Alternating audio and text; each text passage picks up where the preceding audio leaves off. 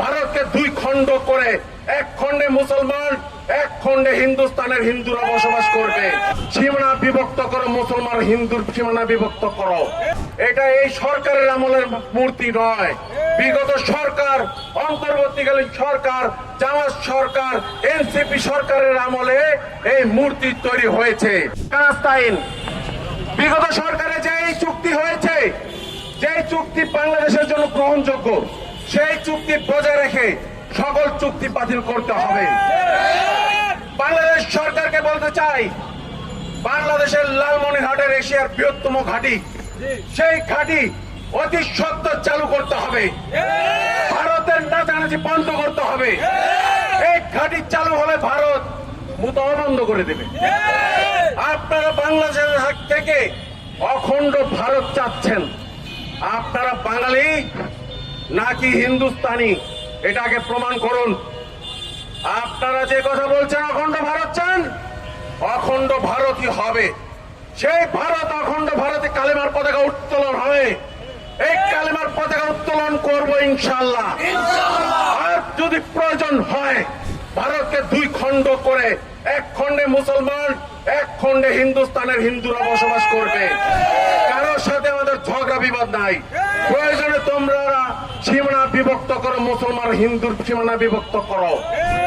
আজকে বাংলাদেশের মধ্যে শিব মন্দির তৈরি হয়েছে। এটা 2 দিনের শিব মন্দির নয়, এশিয়ার বৃহত্তম শিব মন্দির এবং শিব মূর্তি তৈরি করে ফেলেছে। এটা 2-3 মাসের মূর্তি নয়, এটা এই সরকারের আমলের মূর্তি নয়। বিগত সরকার, অন্তর্বর্তীকালীন সরকার, জামাত সরকার, এনসিপি সরকারের আমলে এই মূর্তি তৈরি হয়েছে। এটা 2 দিনের মূর্তি নয়। যে সরকারকে আমরা বলবো মূর্তি আপনারা কেন তৈরি করতে দিয়েছেন? বিগত সরকারের আমলে মূর্তি তৈরি হয়েছে, তারা অন্যায় করেছে। এই সরকার যাতে অন্যায় না করে, এই সরকার মূর্তির কাজ স্থগিত করেছেন, আপনাদের ধন্যবাদ। কিন্তু আপনাদের আরো ধন্যবাদ জানাবো, এই মূর্তি অতি সত্বর ঘুরিয়ে ফেলে দিতে হবে। বাংলাদেশের মধ্যে কোনো মূর্তি থাকবে না, মুসলমানের রাষ্ট্রে কোনো মূর্তি থাকবে না। মুসলমানের রাষ্ট্রে শুধু মসজিদ উঠবে গর্জে গর্জে, প্রতি সেকেন্ডে সেকেন্ডে, পয়েন্টে পয়েন্টে। আর কোন মূর্তি থাকতে পারবে না।